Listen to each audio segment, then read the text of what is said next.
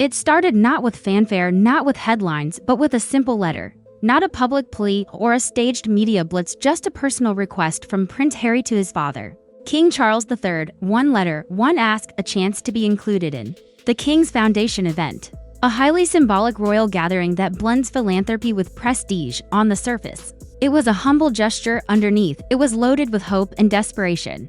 This wasn't just any event, it was a statement. An opportunity for Harry to step back into royal territory. To show the world that bridges can be rebuilt even after they've been burned. For him, it could have marked the beginning of something redemptive, but instead of reconciliation, he received something colder than rejection, silence, not a word, not a courtesy call, not even a polite excuse. Just a void that spoke louder than any answer, and when the answer finally did come, it was firm, unapologetic, and absolute.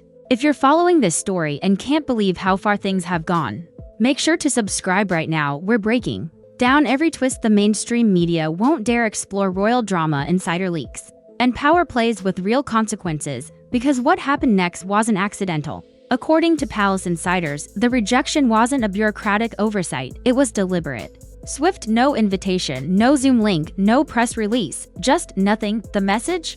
The monarchy is moving on, and it's doing so without Harry. That hit wasn't just personal, it was political. The King's Foundation event wasn't some casual tea party or forgettable fundraiser. It was a full-blown royal spectacle. Think dignitaries, diplomats, cultural icons, and the top tier of the Windsor family tree: Prince William, Princess Anne, Queen Camilla. They were all there. Even Zara Tindall, who's technically a non-working royal, had a seat. And then, from outside the monarchy, global stars like David Beckham and Kate Winslet.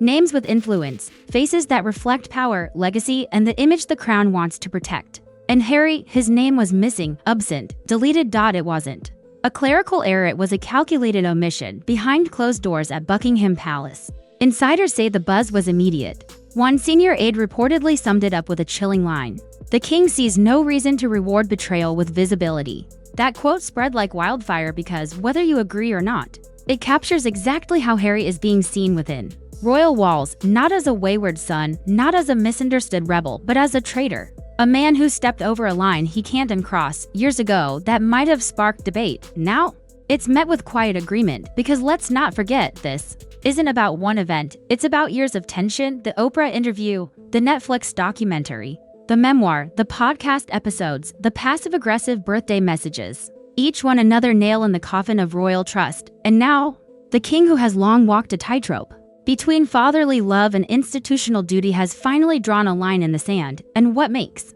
it sting even more?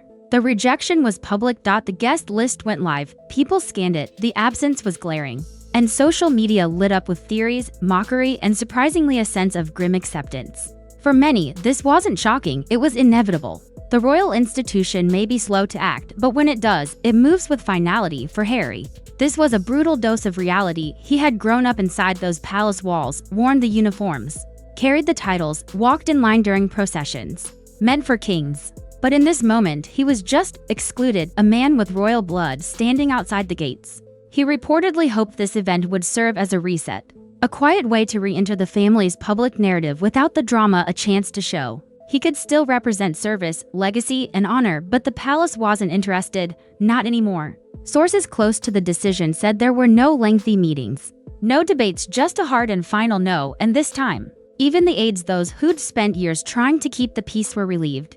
For them, the gray area was finally gone. The royal family was choosing duty over diplomacy, legacy over loyalty, and most critically, silence over scandal. But here's where the plot thickens even more.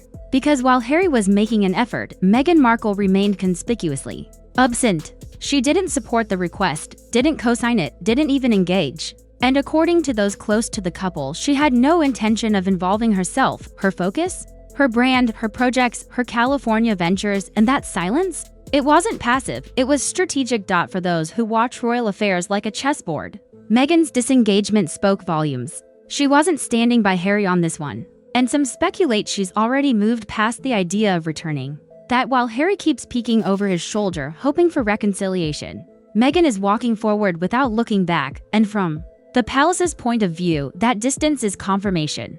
It's no longer a family squabble, it's a full-blown exile. And it's not just emotional, it's institutional. Behind the polished doors of Buckingham Palace, The fallout from Harry's request was met with something that surprised even insiders: satisfaction. Not outrage, not guilt, just a quiet, collective sense of relief. For years, senior aides and advisors had walked on eggshells, balancing respect for the king's son with frustration over his unpredictability.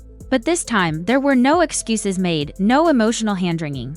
The decision to leave Harry out was not only agreed upon, it was welcomed. Why?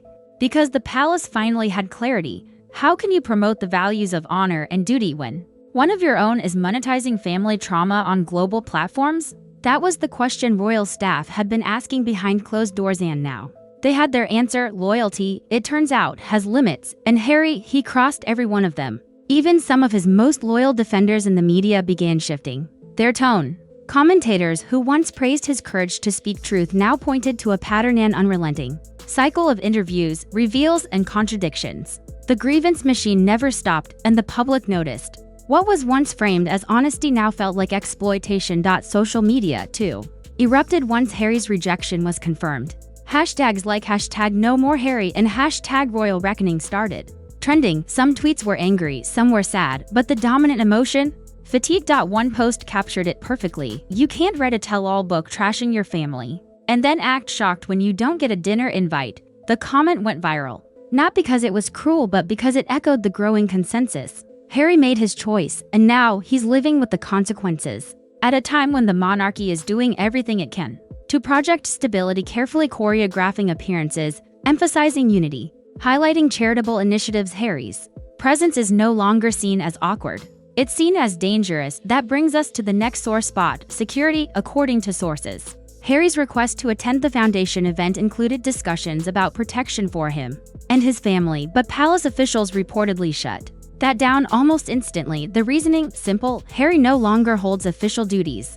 Without that, there's no entitlement to the security detail offered to working royals. To Harry, this felt like a slap in the face. He said as much in interviews how losing official protection made him feel vulnerable, how it signaled, in his words, complete removal from the royal institution. But for the palace, it wasn't personal. It was protocol, and it wasn't going to change. And here's where things take a darker turn. Behind palace walls, whispers are growing louder. Quiet conversations have reportedly begun around reviewing Harry's remaining titles. Nothing public yet, no announcement.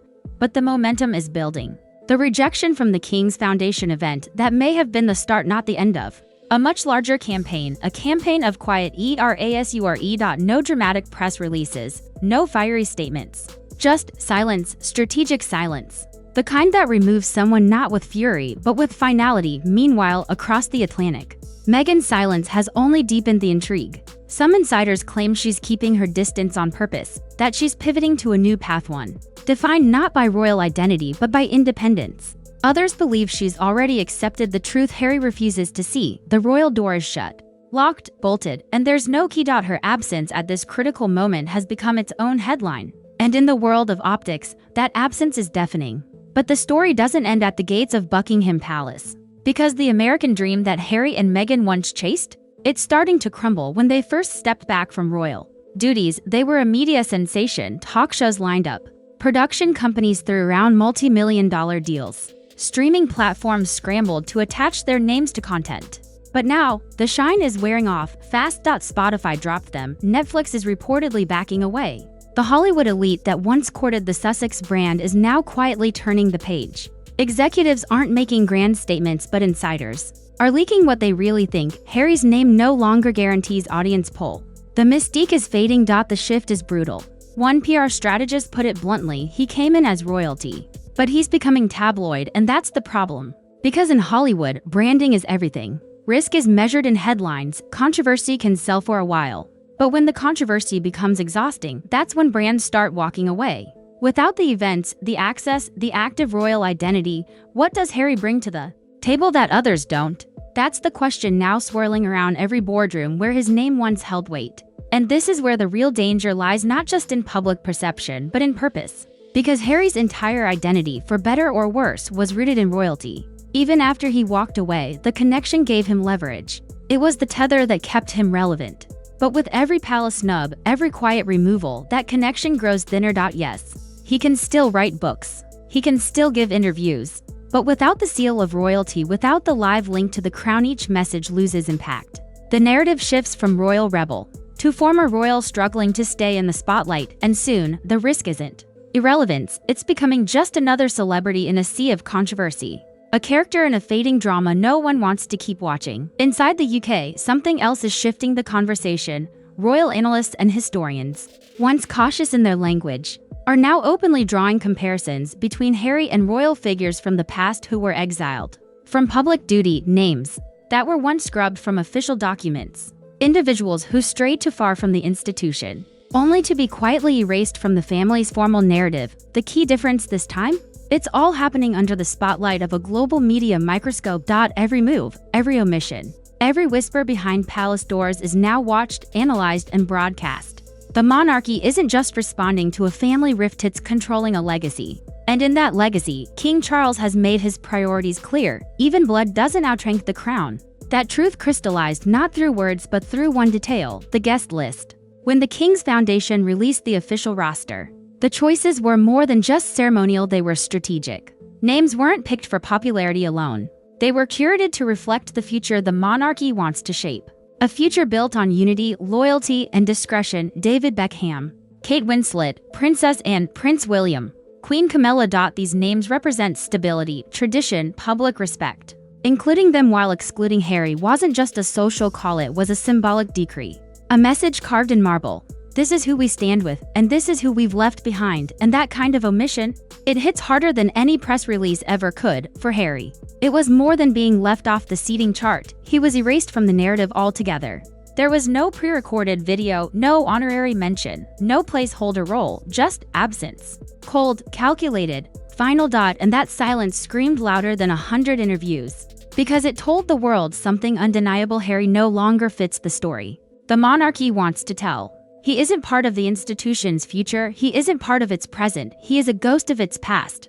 A name once attached to pageantry, now reduced to controversy. Meanwhile, Meghan's absence continues to fuel speculation. Some believe she's intentionally stepping back, watching from afar as the royal brand distances itself from her husband. Others suggest she's already pivoted, focusing on her own projects, her brand, her empire. One foot already planted in a post-Harry chapter. And inside Buckingham Palace, that absence hasn't gone unnoticed. Insiders say Meghan's quiet retreat has been interpreted as more than just disinterested, seen as resignation, a confirmation that, at least for her, the battle is over, the story is done, and the royal chapter is permanently closed. For Harry, though, that realization hasn't fully set in. He continues to seek relevance through media, interviews, podcasts, new projects. But with each passing month, his audience shrinks. The initial fascination with the runaway prince has been replaced by fatigue. The public once listened, now they scroll past. Even Hollywood, once the Sussexes' promised land, is showing signs of detachment. Netflix, once their biggest supporter, is allegedly cooling down. Executives are reportedly reevaluating the profitability of their deal, with one insider revealing that internally, the phrase brand fatigue has started floating around meetings. Spotify has already cut ties, ending their podcast partnership prematurely. For an industry that runs on image, this is fatal. No one wants to be linked to a brand that can't control its own narrative. And in PR terms, Harry's brand is hemorrhaging. The most brutal quote came from a studio executive who reportedly said off the record, "When Harry speaks now, it's not news, it's noise. And in entertainment, there's nothing worse than becoming background static." That's the true crisis for Harry. Not the loss of a title, not the rejection from an event, but the slow erosion of his public identity, because for so long, that identity was built on his connection to the crown. A connection that once elevated him above the celebrity masses, that made his voice feel weightier. But now, that tether is nearly gone, and with every new headline about royal distancing, that rope frays even more. So what's left? A former prince, a man stuck between two worlds and welcome in one, misunderstood in the other. A figure searching for purpose, relevance, and redemption. Without a crown, without a platform, and increasingly, without an audience. And while Harry may still believe there's time to course correct, to make amends, to reclaim some part of his legacy, the reality is harsher. Time is running out, because the monarchy, it's not waiting, it's not bending, and it's certainly not begging. It's rewriting its story with or without him. And that rewriting is already in motion. The monarchy Harry once knew, the one that shielded him, shaped him, and ultimately silenced him, is no longer the same machine under King Charles. The institution is becoming leaner, sharper, and more image-conscious than ever before. It's not just about tradition anymore. It's about narrative control, and in that narrative, there's no room for uncertainty, which is exactly what Harry now represents. Not a prince, not a leader, but a wild card. A liability, a risk to the image the crown so carefully curates. That's why the guest list mattered so much. It wasn't just about names on paper, it was about the values they represented.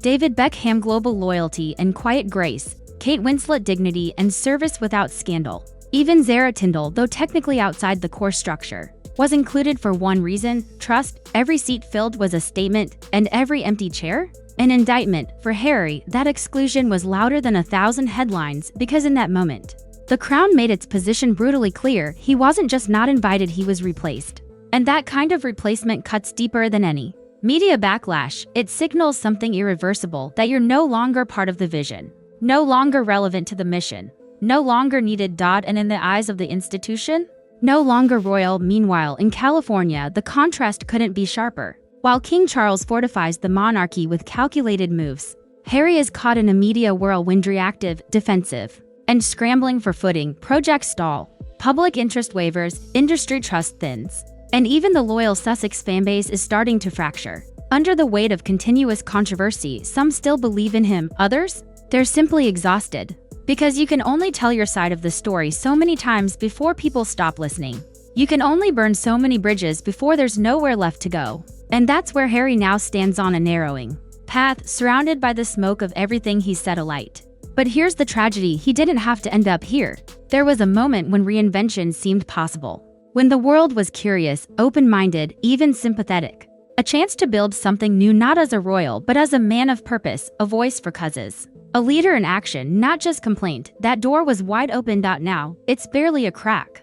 And closing fast. Because if there's one thing the crown has made crystal clear, it's this: the page has turned and Harry's name is no longer on it. But here's the million-dollar question: can he write a new one, a story not defined by rejection, not weighed down by royalty, not chained to family feuds, one built on impact, not inheritance, on action, not accusation? Because if Harry is to survive the coming years, not just in the press, but in purpose, he'll have to find that path himself. No more letters, no more pleading for seats at tables that no longer want him. He'll have to build his own table, invite his own guests, create a narrative no palace can erase. But will he? That answer is still unwritten. If you want to follow this unfolding drama and uncover what the mainstream media won't show you, make sure to subscribe now. We've got more insider breakdowns, royal revelations, and global controversies coming your way. Don't miss the next chapter. Turn on notifications, hit the bell, and stay ahead of the headlines. Because in the world of royalty, silence says everything, and we're here to decode every whisper.